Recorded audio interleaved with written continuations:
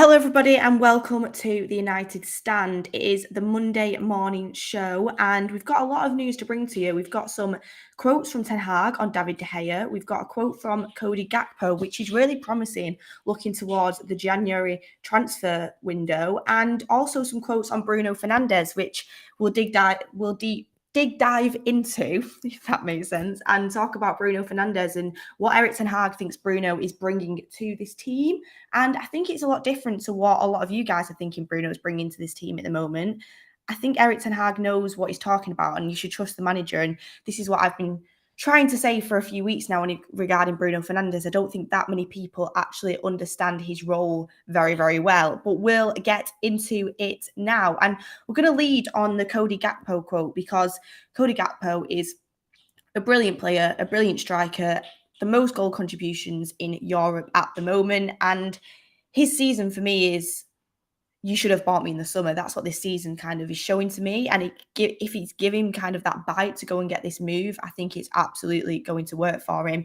And it's someone we need to be looking for in January. Everyone in the comments is saying Monday. Yeah, it's not Monday. It's early. It's Wednesday. Spurs game tonight. So excuse me for that. But on the Cody Gakpo quote, it says, "I was so close to leaving. I spoke to Erik Ten Hag a few times at MUFC. In the end, the deal didn't go through, which was a shame because MUFC is one of the biggest clubs in the world." And that's coming from Tom Allnut. And that, to me, that quote is exactly what you want a future Manchester United player to be saying. And it's night and day compared to the De Jong stuff that was coming out. And obviously it's different circumstances. Cody Gakpo is a young player that is obviously going to be wanting to move to a bigger club than PSV, no disrespect to PSV. And he's going to be wanting to do everything he can to get that move. De Jong is already at quite a big club in Barcelona, and he's already accomplished quite a bit in his career. But with Cody Gakpo, that is how you speak about a potential move, saying that I've spoke to Erik Ten Hag, Man United is one of the biggest clubs in the world. Like, that's what you want to hear from a player that you're potentially signing. So I really, really like Gakpo for this. And he's someone that I would definitely want to bring in. He looks motivated. He's got so many different attributes. He's tall, he's quick, he can dribble, his shooting capabilities are brilliant. And actually, there's a video coming out on United Stand this week with me and Charlie about breaking down different striker options and what they could bring to the team. And Cody Gakpo was a really, really strong candidate.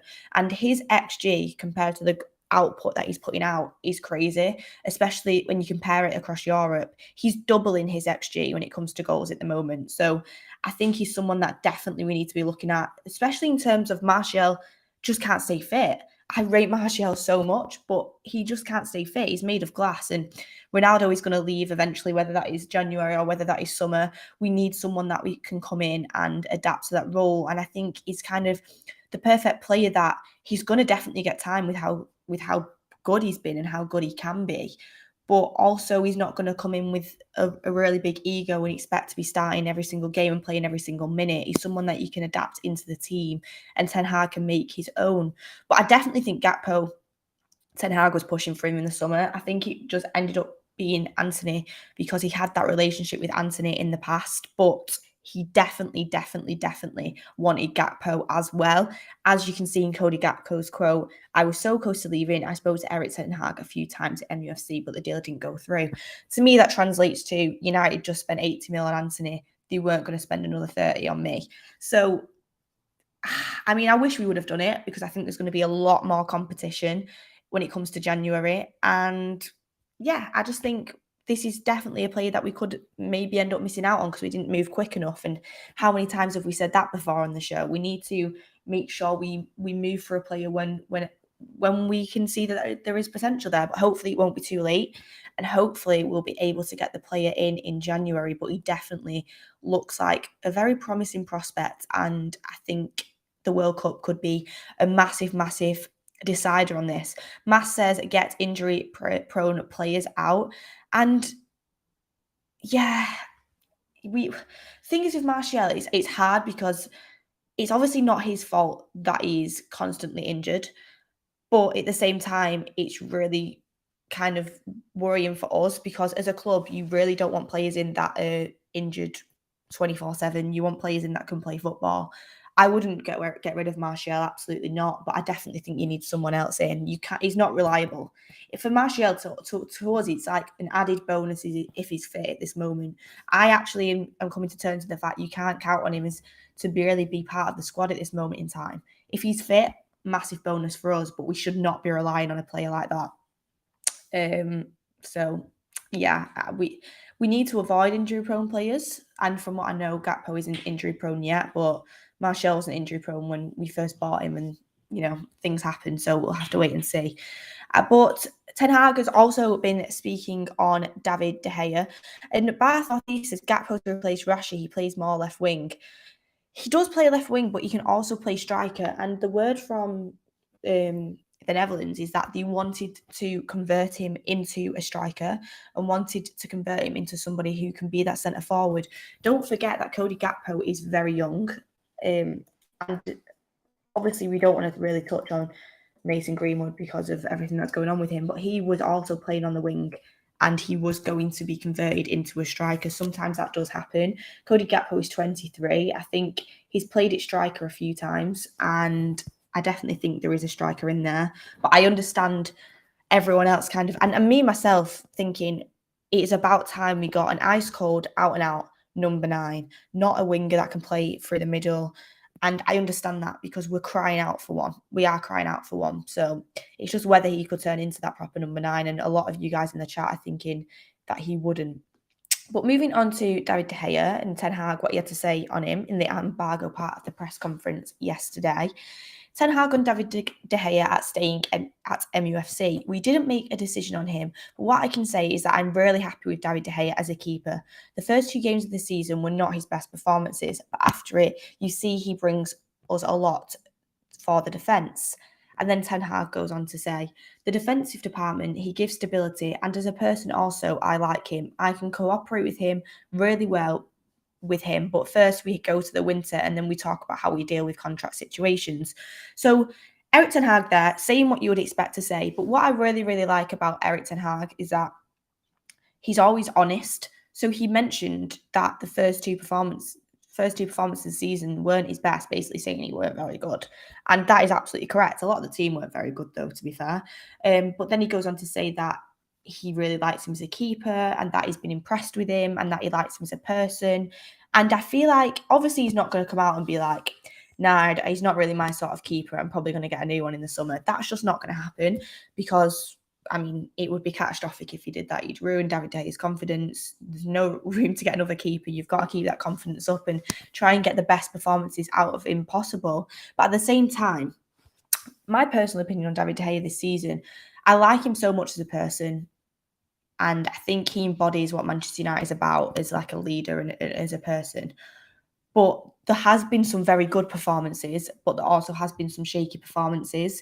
And I think for us as fans and for Erik Ten Hag, it's all about whether the performance he had at Everton, whether we can get more of them across the season. Because the performance he had at Everton, it was a brilliant performance. It was everything you would want from a keeper. Everything you would want. If he can bring that more and more, and you've got to give this keeper time to adapt. He's playing a completely new role, and Erik Ten Hag will be coaching him through it every day. It's not going to happen overnight. And I saw a comment actually I was asking people on Instagram Live about David De Gea and what they thought of it. And a few people were saying everyone else at this club who's been crap has had a fresh start under Erik Ten Hag. David De Gea deserves the same, and he deserves time for proper coaching and someone to come in and coach him into a role that they want him to do. And to be fair, I get behind that because he does deserve the time to prove himself. Absolutely. Everything he's done for the club and how talented he is, he deserves his time to prove himself in that department. So I think what Erik Ten Hag is saying here is he's probably going to monitor him for over the rest of the season. And then there's going to be a decision made about quite a few players because he's not the only player that's going out of contract. So I think we've got to try and get the performances we got out of him at Everton. We had that brilliant performance at Everton and then it went to Newcastle and it was flashbacks again to the start of the season with his distribution. It wasn't as bad, but if it was a slightly better team that were more on the front foot, we would have been punished. His distribution was poor, but you're going to get that through someone who's slowly improving and someone who's slowly adapting. You're going to get them reverting back to old ways. But what I can see is he's definitely trying to adapt to that role a lot more. Like, you can see him coming out of his box, even though he's uncomfortable with it. And he will get more comfortable with it over time. You can see him kind of being on the front foot more and sweeping a little bit. There was also times in the Newcastle game where he reverted back to his goal line, and there was times where Martinez collected the ball when it should have been him doing it. But you're going to get that. And Eric Ten Hag, after the game, I'm sure would have gone through it with him and said, David, in this situation, next game, I want you to be here. I don't want you to be here. In this situation, next game, when Martinez passes you the ball in this situation, this is how you're going to handle it. There's going to be time for improvement, but I think what he's bringing to the team, because there's also been criticism through David De Gea in the past that maybe he loses concentration sometimes in the games. That's something we have not seen this year. I think his concentration's been very, very good, because there's been some games where he's had literally nothing to do because our defence has been very good. And then there's been a save he's need to make at the end. The Ghana one comes to mind at Everton, and it's a brilliant save. So he's doing the right things. I really like the way he talks to the press. And a lot of people in the comments always think that I'm really against David De Gea, and that's really not the case. I want him to succeed, but I just want him to embody these ways that he needs if he's going to be an Eric Ten Hag style keeper. And that means playing out from the box, sweeping, collecting crosses, being that dominant figure at the back. And to do that, he needs to keep putting the performances he had at Everton. But we've had a glimmer of it through the season. And apart from the first 2 games, there's not been anything like really, really poor from him. So I definitely think he's going to get given a chance. He should get given a chance. And I think it's a decision we'll definitely hear more about towards the end of the season when it comes to new contracts and whether David De Gea is going to be our keeper. But he's on 375 grand a week. Not easy to get rid of someone on that money, even if you wanted to. And also, if you're giving him a new contract, I assume his wages even going to go further up, which is like, how much really are you going to want him to pay weekly to a keeper? So we'll have to wait and see. But get in the comments down below, would you want to bring in a new keeper, or would you want to extend David De Gea? Robbo says Beth is a goalkeeper expert and anti-David. Not anti-David. I talk about the pros and cons and I say my opinion. I'm not claiming to be any sort of expert whatsoever. A modern goalkeeper would be ideal, but we have so many bigger problems that need dealing with first. If David De Gea continues improving, we can keep him for 1 to 2 more years while we deal with the bigger problems. To be fair to you there, Nick, I do think goalkeeper is one of the most important positions on the pitch, but at the same time, I agree that there's important positions. For example, when I came away from that Newcastle game, even though David De Gea's distribution was very, very poor, I came away from that game thinking, we massively need a midfielder, we massively need a striker, and we massively need a right back to compete with Dalot. Not that Dalot is playing poorly at the moment, it'd just be good to have a right back, because if he goes, we're absolutely snookered in that position. And that's 3 positions I thought of before the goalkeeper position. So there is other problems, massively other problems. And it's like what we said with Eric Ten Hag. He's starting from the bottom with this team, like that Drake song, starting from the bottom. And now we're going up, and hopefully he can, as more transfer windows progress, he can fill that void. And I think players that are out of contract as well need to be stepping up to the pitch, because Eric Ten Hag, he won't be afraid to get rid of players. And I'm absolutely sure of that, 100%. But yeah, I mean, Fred playing in that midfield, it just can't happen for the foreseeable future. And this is why we need to move in January for players as well. Like, we can't neglect the January transfer window. It just cannot be done. But moving on to some quotes about new contracts from Eric Ten Hag. And Ten Hag on giving new contracts.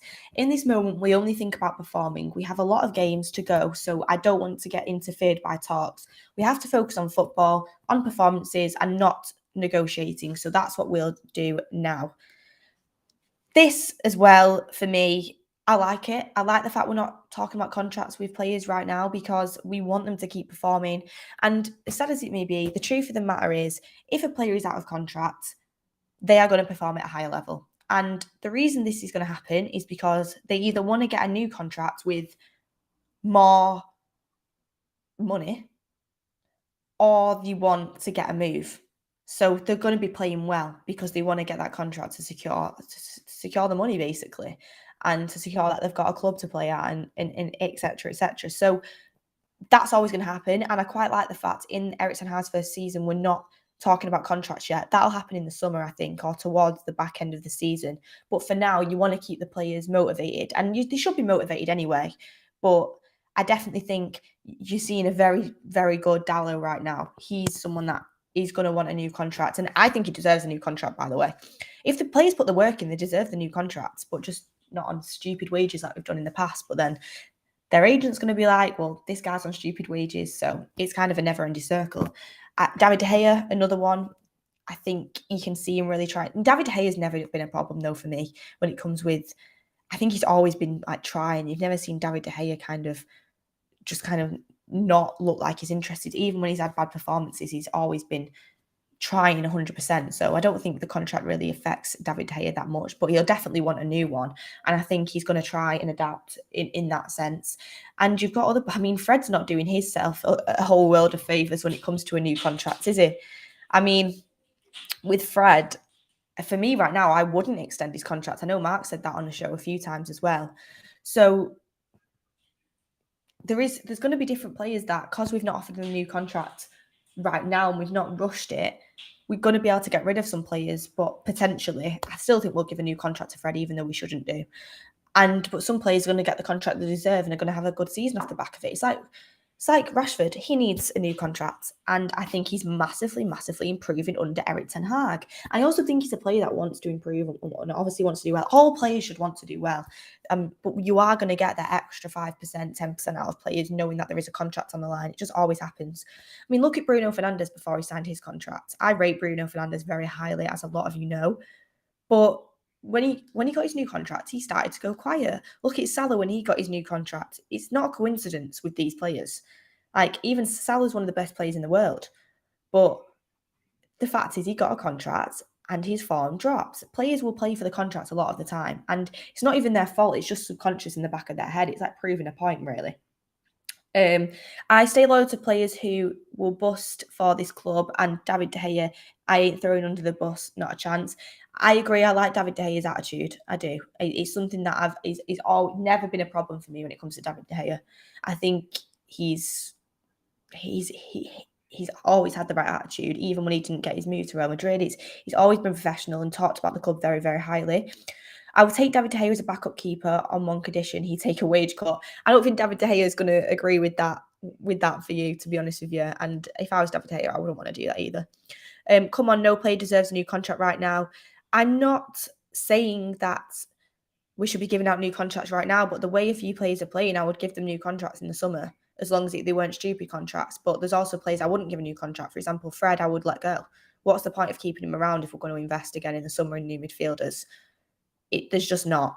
I can see Fred getting shipped off. I think he will. It's not as if he's young either. He's literally 30 now, I think. So Fred, new 5-year deal. What you want about? He's amazing. Honestly, I couldn't. The fact is, I wouldn't be shocked if that happened. And that's what the problem is with this club. Fred isn't performing for a new contract. Can't contradict yourself.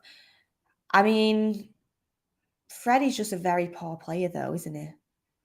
Let's be honest. Have you really ever seen consistently brilliant football from Fred? He had that period in Rangnick era where I thought he was improving, but realistically, he's never been a top level player, has he? Whereas other players that you see kind of playing, you could argue, are top level players. But Fred, he's a decent squad player. But then I say a decent squad player, but we needed him for Newcastle. We needed him for Ammonia. And he was crap in both games. So realistically, is he even a great squad player right now? He's someone do you know what? I think he's someone that can come off the bench and do a job towards the end of a game. And that's me trying to be positive about him. But yeah, get in the comments down below. Would you give Fred a new contract? I assume a lot of you would say no on that one. And moving on to more Erik ten Hag quotes. Erik ten Hag says, "I am a person that is never satisfied." And through that, I think the players are always going to be on the toes of Erik ten Hag. And this is what I really like. Just like what Luke Shaw said with them quotes, which I love them Luke Shaw quotes, by the way, when he was taking full responsibility for his performances. That's what you want to see. And I think that's why Luke Shaw's got another chance in the team, because he's took responsibility. He's trained hard. He deserves it. Got a little bit off track there. But Erik ten Hag said, "I think good, but good is not good enough. We have to do better. I see many things that we can do better, but I also see improvement. So when we keep going with this progress, we'll improve more and I will be even happier. I do get where he's coming from. We're definitely playing more possession-based football than what we did at the start of the season. Not the start of the season, but the start of the season. And I think we're looking after the ball better, and defensively, we've definitely been better. The defense has been the biggest improvement over the course of the season for me. Absolutely. We need to be scoring more goals. And what we need to do is, do polls. If we can get a poll on whether we would give Fred a new contract, that would be great. But yeah, on the defense, that's massively improved. I think we're looking after the ball better, still not good enough, but the creative options need to be worked on. And I think that's what Eric Ten Hag will be working on in training. We need to have more creative outlets. We need to be, I don't know if it's just not part of Eric Ten Hag's game, but the fullbacks need to be overlapping much more. We need to be getting crosses into the box. And I also think Eriksen being fit is massively, massively crucial to this team. So we need to work out a way to still maintain performances without certain players dropping out of the team, because when Eriksen dropped out of the team, it just looked like we weren't ever going to create anything. And I think with Eriksen in there, it allows for more passes through the lines. It allows for more creativity from the midfield. So I think the fact that we've not had many goals in the last couple of games. I think one is because Eriksen's not been there, but also our finishing's just been poor. Like, we have had chances, but we've just not finished it. So finishing needs to be better, and that comes down to form. And we need to be creating a lot more chances as well. But it's like when Eriksen drops out the team, you see a massive drop off in the team. When you look at top teams like Man City, God, the fact you'd put Arsenal into that bracket at the moment. I'll just go with Man City. I'll go with Man City. When you look at top teams like Man City, which we are a million miles off, by the way, at the moment, you could take anyone out of their team and it would still function the same and they would still win. It's like you've seen Haaland not play at certain times of the season. Alvarez has played and scored goals and they've won the game. Even though KDB is so important to them, he can drop out and they'll still play well and they'll still win the game. This happens consistently. Like their defenders, Laporte and Diaz, both of them injured. Ake and Akanji come in and play very, very well. Like, it's just, and the reason being for this is they've had a lot more time than us. Pep's had a lot more time. Pep's had a lot more time to instill his way of playing in them. But they have a squad, and they have a very, very talented squad, and they have a squad that are good. The players on the bench are basically first teamers. This is the point we need to get at. You look at our bench at the Newcastle game and it's all the youth team. No disrespect to the youth team, but Eric Ten Hag clearly didn't trust them enough to come on and do much in that game. So it's like do anything in that game. So we need to improve our squad, and through doing this, we need to get rid of players that are taking up space, and we need to get players in that are going to contribute. And this is going to happen over the course of quite a few transfer windows. Rome isn't built in a day, and this is why we're quite far off the top team. A lot of our squad just aren't good enough. Scott Panton said, and that's the thing. You look at Man City's squad, you look at Chelsea's squad, you look at other team squad that we're competing with, and they have a team on the bench that could play in their first team. We don't have that. We don't have that at all. So I think we need to be patient with Eric Ten Hag and kind of getting his way with his team and getting the players he wants in. And then Ten Hag says, I'm happy to be here, but I'm not satisfied with where you are. But I also know that I'm impatient. To me, we need to kind of pull our finger out when it comes to transfer windows and speeding up this process. And also the players need to adapt quicker. So yeah, he seems like a manager that's appreciating the improvement, but also knows that there's a lot more to come and really wants it to kind of get there as quick as possible. And then he speaks about the referees a little bit. I want to express that I've always accepted referee's decision. My view is quickly, you have to accept the ref's decision. There is VAR, you accept it and move on. But I must say, I don't think my player's reaction was too strong. It really wasn't aggressive, but I don't know what's happening exactly on the pitch because I was too far away. I've seen it back on the video. There was a touch from the Newcastle player. That was quite clear, and they went to go to the ref to ask about it.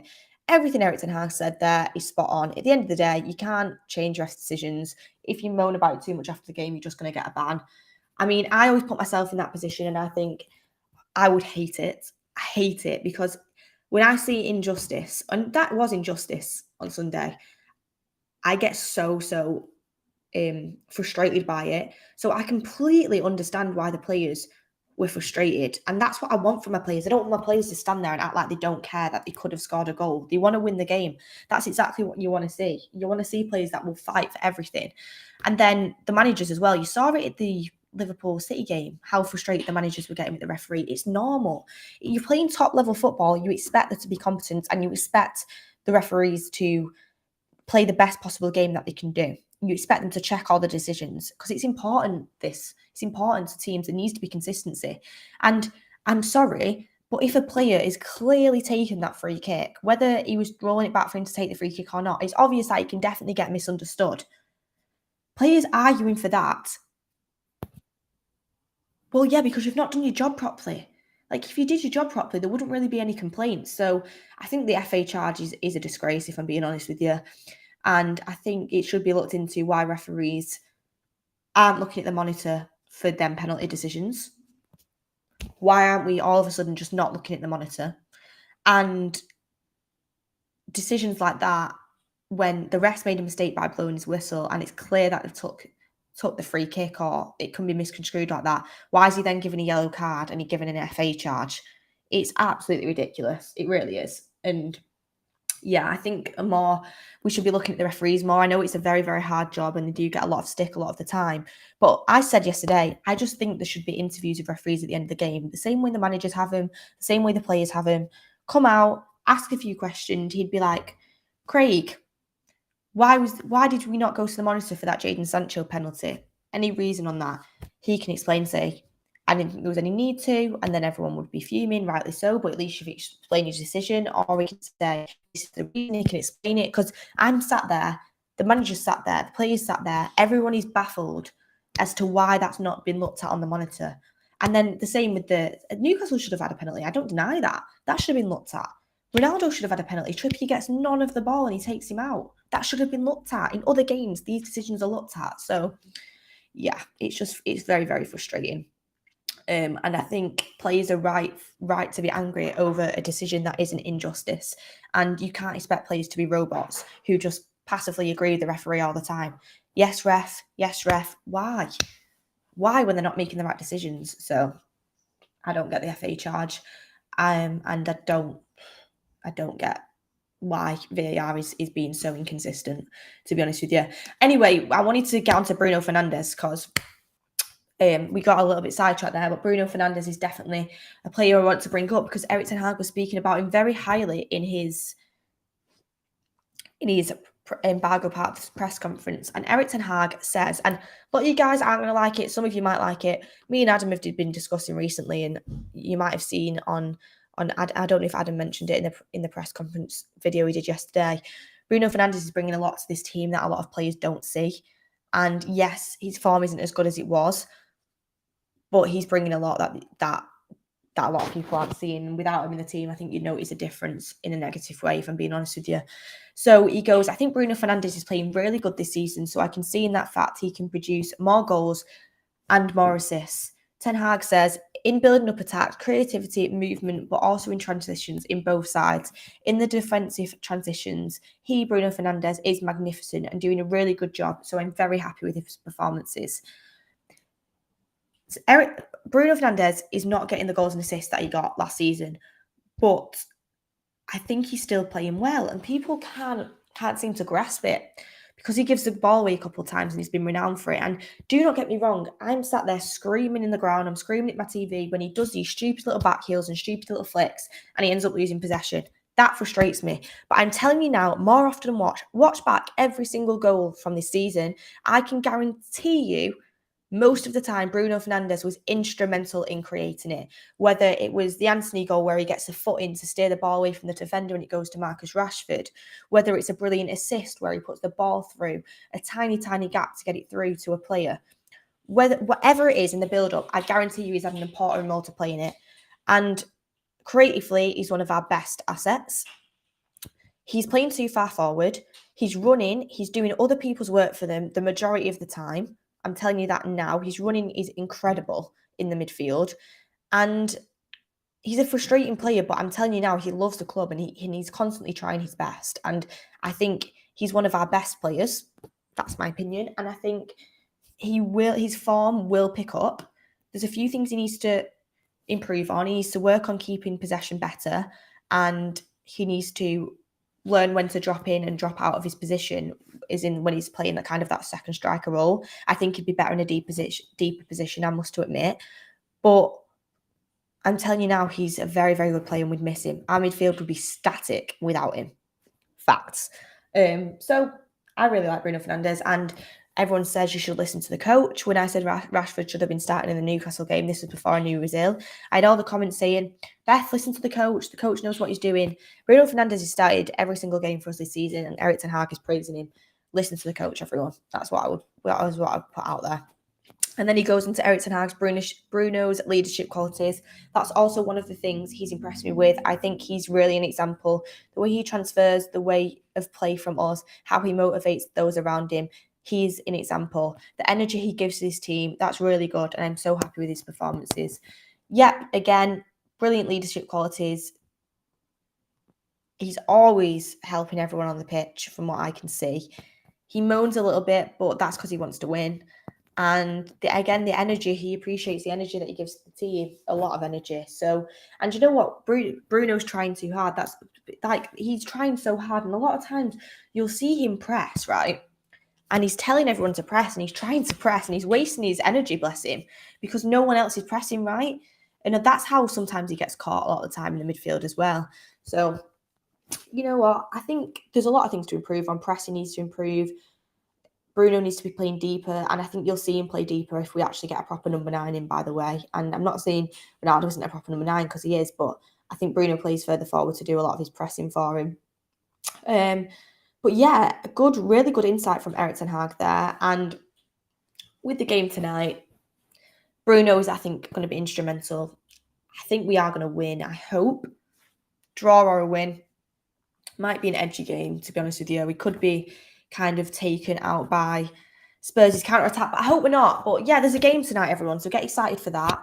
I think this team, we are improving. There's going to be results like the Newcastle game. There's going to be performances where they are poor. That's going to happen when we're improving at this start of a process. But yeah, everyone, get in your comments down below. Who's important to this team? What do you think the score is going to be against Spurs? Actually, get that comment in down below, because we have got a game tonight. And yeah, who would you sign? Would you go for Cody Gakpo, or would you want to go for more of a out and out number 9? So let me know in the comments down below. But yeah, everyone, thank you so much for watching the show. Make sure you like and subscribe, get your comments in, and we'll see you on the next one, everybody.